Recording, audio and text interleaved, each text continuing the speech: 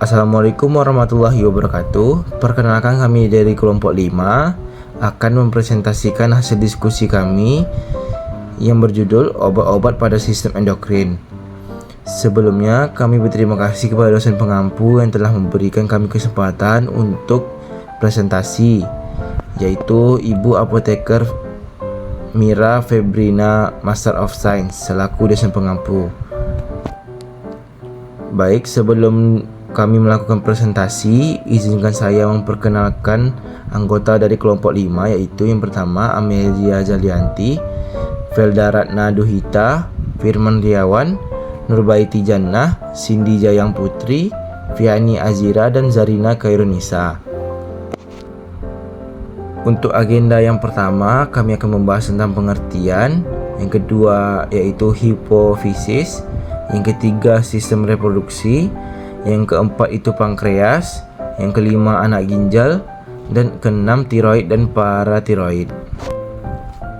Baik, yang pertama yaitu pengertian sistem endokrin. Kelenjar endokrin adalah kelenjar yang mengirimkan hasil sekresi langsung ke dalam darah yang beredar dalam jaringan. Kelenjar ini tidak memiliki saluran, tapi mengekskresikan atau disebut juga dengan mengeluarkan hormon langsung ke dalam darah, sehingga dapat mencapai setiap sel darah di dalam tubuh. Selanjutnya saya akan lanjutkan kepada modul. Selanjutnya saya akan menjelaskan fungsi dari sistem endokrin. Yang pertama ada penghasil hormon. Kelenjar endokrin bertugas untuk menghasilkan berbagai macam jenis hormon yang nantinya akan disalurkan ke darah apabila diperlukan oleh jaringan tubuh tertentu. Yang kedua, mengontrol kelenjar. Kelenjar endokrin bertugas untuk mengontrol aktivitas dari kelenjar tubuh agar dapat berfungsi dengan normal dan maksimal. Yang ketiga, merangsang aktivitas. Kelenjar endokrin juga bertugas untuk merangsang aktivitas kelenjar tubuh untuk kemudian disampaikan ke sistem saraf dan menciptakan suatu efek dari rangsangan tersebut. Yang keempat, pertumbuhan jaringan. Kelenjar endokrin juga mempengaruhi pertumbuhan jaringan pada manusia agar jaringan tersebut berfungsi maksimal. Yang kelima, mengatur metabolisme. Mengatur metabolisme, kelenjar endokrin juga berfungsi untuk mengatur metabolisme dalam tubuh, sistem oksidasi tubuh, serta bertugas untuk meningkatkan absorpsi glukosa dalam tubuh dan pada usus halus. Nah, selanjutnya itu ada jenis-jenis kelenjar dalam sistem endokrin. Yang pertama itu ada hipotalamus. Hipotalamus ini sebenarnya adalah bagian dari otak, tetapi juga mengeluarkan hormon. Beberapa hormon yang memberitahukan kelenjar hipofisis, baik untuk mengeluarkan atau menghentikan mensekresi hormon tersebut. Dengan cara, hipotalamus menyediakan link antara sistem saraf dan endokrin. Hipotalamus juga menghasilkan hormon yang secara langsung mengatur proses tubuh. Hormon-hormon ini melakukan perjalanan ke kelenjar pituitari yang menyimpan mereka sampai mereka dibutuhkan. Selanjutnya itu kelenjar pituitari. Kelenjar pituitari seukuran kacang melekat pada hipotalamus oleh tangkai tipis. Kelenjar ini terdiri dari dua lobus seperti bola.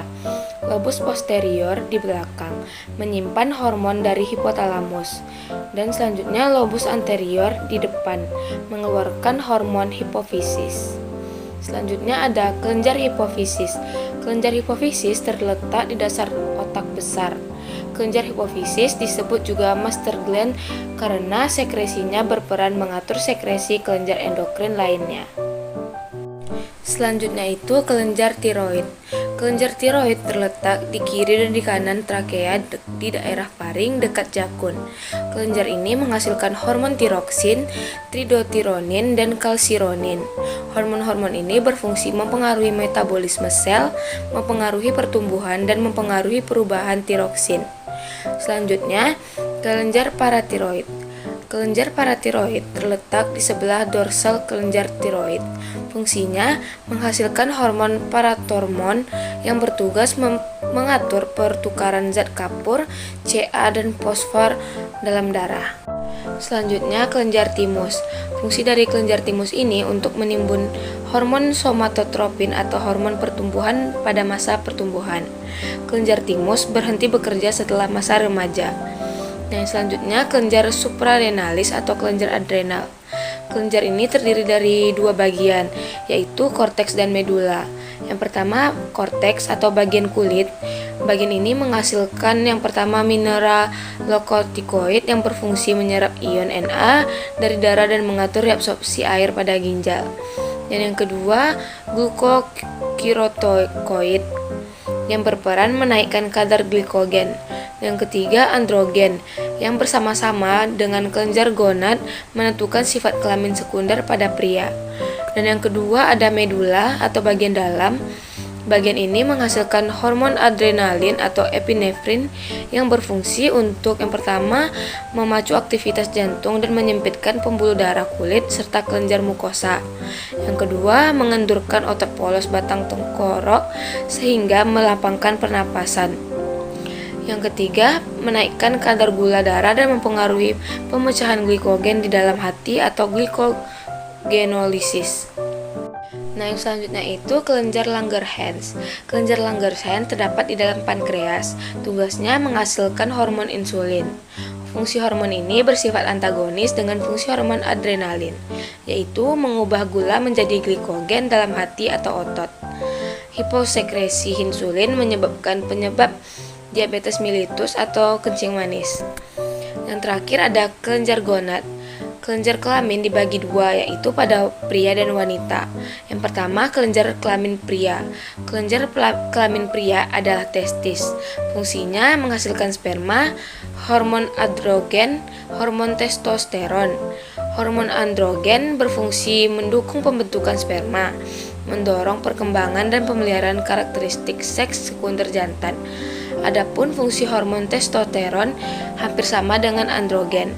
Selain itu, testosteron juga bertanggung jawab terhadap percepatan pertumbuhan remaja. Testosteron berfungsi dalam spermatogenesis dan berefek negatif terhadap sekresi LH atau luteinizing hormone. Yang kedua, kelenjar kelamin wanita. Kelenjar kelamin wanita berupa ovarium yang menghasilkan hormon estrogen, hormon progesteron, dan sel telur atau ovum. Fungsi estrogen untuk merangsang pertumbuhan dinding uterus, mendorong perkembangan dan pemeliharaan karakteristik seks sekunder betina. Fungsi progesteron untuk mengatur pertumbuhan plasenta, menghambat sekresi FSH, dan melancarkan air susu bagi ibu yang menyusui. Baik, perkenalkan nama saya Cindy JM Putri dengan NIM 22011187. Nah, di sini saya akan menjelaskan mengenai obat-obat pada sistem endokrin. Nah, yang pertama itu ada obat diabetes. Obat diabetes ini dipengaruhi oleh penyakit diabetes mellitus atau merupakan salah satu penyakit yang berbahaya yang dikenal masyarakat Indonesia dengan nama penyakit kencing manis. Nah, DM ini merupakan penyakit gangguan metabolik yang terjadi secara kronis atau menahun karena tubuh tidak mempunyai hormon insulin yang cukup akibat gangguan pada sekresi insulin. Nah, hormon insulin tidak bekerja sebagaimana mestinya, itu akan keduanya. Lalu, diabetes mellitus ini adalah keadaan hiperglikemia kronik disertai berbagai kelainan metabolik akibat gangguan hormonal yang menimbulkan berbagai komplikasi kronik pada mata, ginjal, saraf, dan pembuluh darah. Nah, ini disertai juga dengan lesi pada membran basalis dalam pemeriksaan dengan mikroskop elektron. Nah, selanjutnya itu ada golongan obat diabetes. Yang pertama itu ada obat anti-diabetes oral. Nah, pada obat anti-diabetes oral ini dibagi beberapa golongan. Itu yang pertama golongan sulfonylurea. Obat golongan ini mempunyai efek utama meningkatkan sekresi insulin oleh sel beta pankreas. Efek samping utamanya itu hipoglikemia dan peningkatan berat badan. Contoh obatnya itu ada glibenclamid, glipizid, glimepirid, glikuidon, dan gliklazid. Yang kedua ada golongan glinid yang cara kerjanya itu mirip dengan sulfonylurea tetapi berbeda pada lokasi reseptornya. Dengan hasil akhir berupa penekanan pada peningkatan sekresi insulin fase pertama. Obat ini ini diabsorpsi secara cepat setelah pemberian secara oral dan diekskresi secara cepat melalui hati. Lalu ada golongan biguanida metformin yang mempunyai efek utama mengurangi produksi glukosa hati dan memperbaiki ambilan glukosa di jaringan perifer. Nah, metformin ini adalah first line alias obat lini pertama yang akan diberikan dokter kepada penderita diabetes mellitus tipe 2. Yang keempat ada thiazolidin diones, itu mempunyai efek menurunkan resistensi insulin. Nah, dia menyebabkan retensi cairan tubuh sehingga dikontraindikasikan pada pasien dengan gagal jantung karena dapat memperberat edema dengan gagal jantung itu. Lalu contohnya itu ada pioglitazone. Lalu ada golongan inhibitor alpha glucosidase.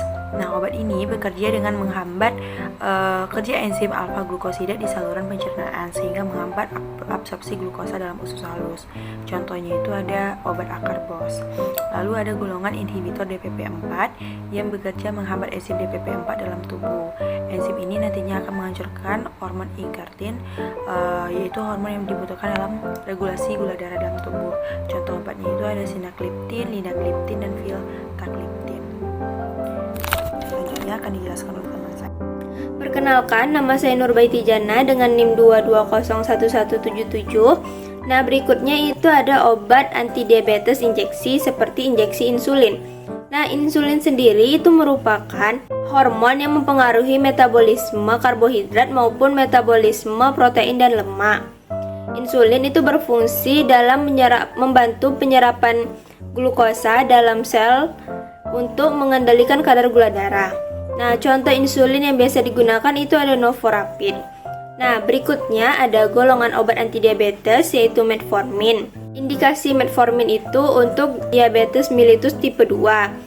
Kontraindikasinya itu untuk gangguan ginjal parah, kondisi yang meningkatkan resiko asidosis laktat seperti gagal jantung, ibu menyusui, dan ibu hamil kecuali direkomendasikan oleh dokter. Berikutnya ada efek sampingnya itu seperti mual, muntah, diare, atau juga bisa menyebabkan hipoglikemia. Dosisnya sendiri itu pada dosis awal sehari 2 kali 50 mg atau 2 kali 850 mg. Berikutnya itu ada akarbos, itu indikasinya untuk diabetes mellitus tipe 2 terutama setelah makan. Kontraindikasinya itu hipersensitivitas terhadap akarbos atau komponen lainnya. Habis itu kondisi penyakit radang usus, habis itu ibu hamil dan menyusui kecuali jika direkomendasikan oleh dokter. Kemudian efek sampingnya itu ada gangguan pencernaan seperti kembung, diare, sakit perut. Kemudian ada dosis. Nah, dosisnya itu 25 mg 3 kali sehari, diambil pada awal makan. Nah, untuk dosis penyesuaiannya itu dapat ditingkatkan secara bertahap sesuai dengan respon glukosa darah dan gastrointestinal. Dosis umumnya itu 50 mg hingga 100 mg 3 kali sehari. Baiklah, di sini saya akan melanjutkan yaitu mengenai obat antidiabetes. Dengan contoh obatnya yaitu glibenclamid. Glibenclamid memiliki indikasi diabetes mellitus tipe 2 pada pasien yang tidak bisa mengontrol kadar glukosa darah mereka. Dengan diet dan olahraga saja dapat digunakan sebagai monoterapi atau dalam kombinasi dengan obat diabetes lain seperti metformin dan insulin. Dengan kontraindikasinya hipersensitivitas terhadap glibenclamid atau komponen lain dalam formulasi diabetes mellitus tipe 1, ketosiadosis diabetik dengan atau tanpa koma, gangguan ginjal atau hati yang berat, kehamilan dan menyusui kecuali jika direkomendasikan oleh dokter. Penggunaan pada pasien yang memiliki kondisi predisposisi terhadap hipoglikemia seperti pasien yang berpuasa atau mengalami menstruasi.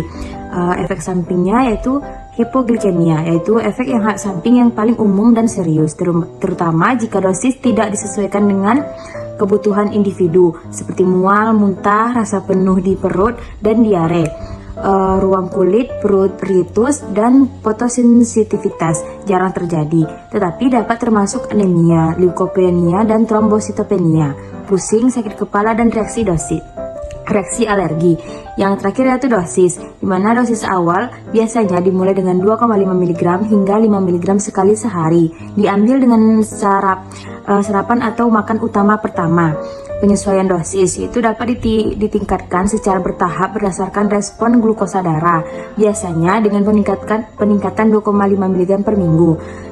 Dosis pemeliharaannya itu 1,25 mg hingga 20 mg per hari, dengan dosis di atas 10 mg dapat dibagi menjadi 2 dosis, dengan dosis maksimumnya yaitu tidak lebih dari 20 mg per hari.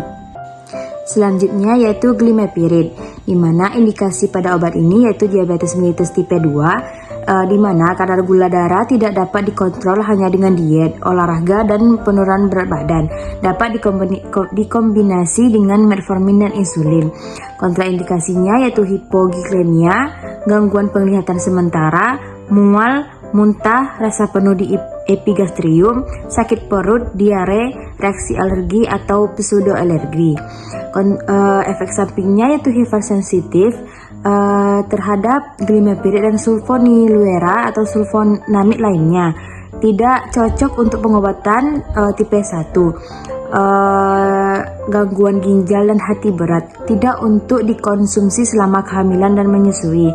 Yang selanjutnya itu dosis awalnya 1 minggu sekali sehari, dapat ditingkatkan dengan interval 1-2 minggu dan dilakukan secara bertahap sebagai berikut: 1 mg, 2 mg, 3 mg, 4 mg, dan dalam kasus luar hipertiroidisme merupakan suatu penyakit yang disebabkan oleh abnormalitas fungsi kelenjar tiroid, di mana sekresi hormon yang berlebihan dimanifestasikan melalui peningkatan kecepatan metabolisme.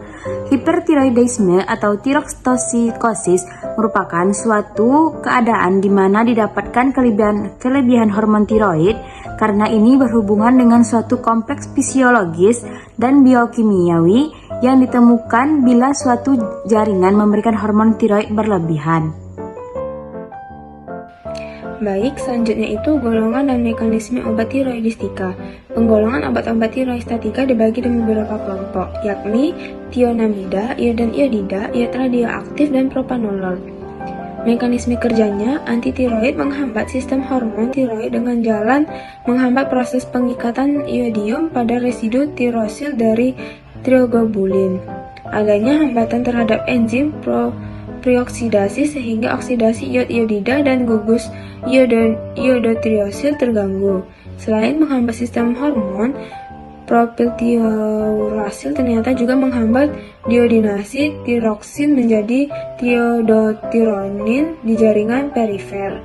Sedangkan metimazol tidak memiliki efek ini. Selanjutnya itu obat terkait hormone estrogen, progesteron, dan androgen. Estrogen merupakan suatu famili hormon yang disintesis dalam berbagai jaringan.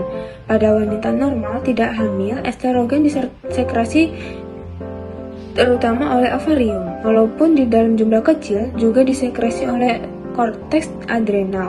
Pada kehamilan, dalam jumlah besar juga disekresi oleh plasenta.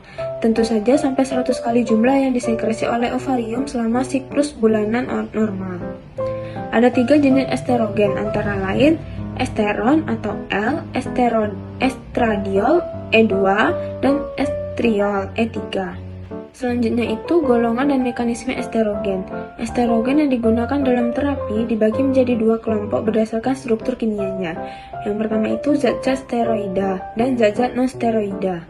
Mekanismenya itu estrogen bekerja primer untuk membantu pengaturan hormonnya releasing faktor di hipotalamus, membantu pertumbuhan dan pematangan dari ovum di dalam ovarium, dan perangsang perkembangan endometrium. Baik, selanjutnya saya akan menjelaskan tentang obat terkait hormon estrogen, progesteron, dan androgen, di mana materi selanjutnya yaitu progesteron. Progesteron digunakan untuk membantu mengatur siklus menstruasi dan ovulasi atau pembentukan sel telur. Progesteron adalah preparat hormon yang dapat digunakan untuk terapi pengganti hormon bersama estrogen selama berakhirnya siklus menstruasi atau disebut dengan menopause. Mekanisme obat progesteron ini sendiri adalah bekerja dengan menebalkan endometrium atau dinding rahim supaya bisa menerima sel telur yang sudah dibuahi pada waktu yang sama.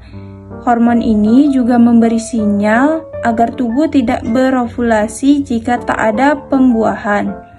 Korpus luteum akan rusak dan kadar hormon progesteron menurun.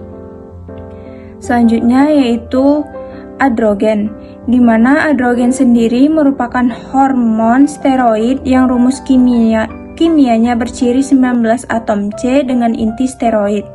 Androgen adalah kelompok hormon yang termasuk testosteron yang utama pada pria tetapi juga penting pada wanita.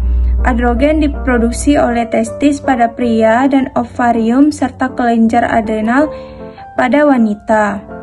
Adapun patofisiologi kekurangan androgen ini sendiri bisa menyebabkan penurunan libido, kehilangan massa otot pada pria.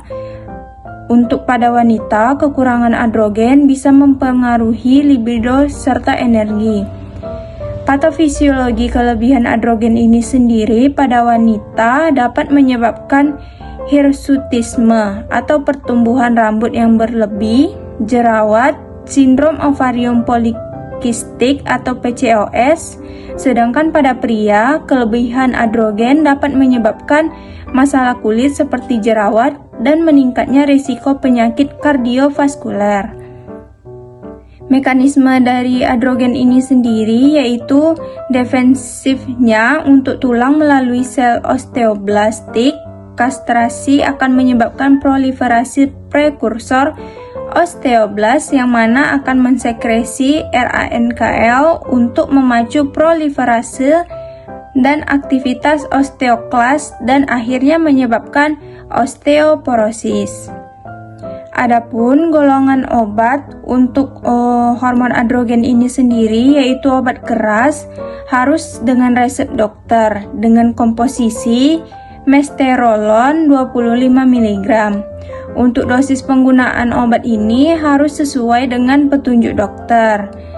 Defisiensi androgen awal 3-4 tablet per hari selama beberapa bulan. Untuk pemeliharaannya, penggunaan obat sebanyak 2-3 tablet per hari. Aturan pakai yaitu berikan bersama makanan. Kontraindikasi yaitu untuk kanker prostat, tumor hati yang sedang atau baru saja diderita. Obat-obat androgen contohnya testosteron undekanoat adalah ester oral aktif, sebagian diserap oleh sistem limfe bersama lemak dan diangkut ke sirkulasi besar. Yang selanjutnya mesterolon dan yang terakhir ada prasteron atau DHEA atau dehidroepiandrosteron. Dianggap hormon anti menua, dapat meningkatkan sistem imun, libido, melindungi dari penyakit kanker dan diabetes.